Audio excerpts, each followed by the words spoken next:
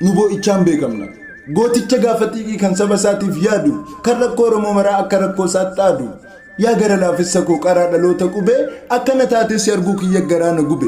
Nuuf jecha osoo fiiduu ijoollummaa kee dhabdee numaaf jecha tumamtee yeroo kumaatam cabdee Oromoo tokko godhuuf halkan guyyaa dhamaata dhaloonni ol ka'u barisu malaalaa jabaata. Mataa waliin nu qabuuf fayyaan qabdu se'amtee numa tokko godhuudhaaf maraataadhas je'amte. Waan ati nuuf jecha taate seenaa dubbata. Gadda kee yeroon argu garaa koon na gubata. Nuti dhaloonni ol dhufu si ilaalleef gorsina. Kadiirsi dhabuun taanu hacaaluu sitti obsina.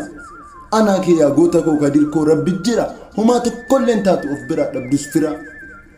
Hanganni qarshiin dhabeena wallaanaa yaa qomoo jedhutti eegaa jirtammoo maal taatan yaa Oromoo. Gaafa lubbuudhaan jirru osoo wal jabeessine harka maranneen teenyu hacaaluu geggeessine. Hammas sheena uf deemna tokkoon godhinaa shakkii hirrafinaa Oromoo Kadiir wallaanaa lakkii.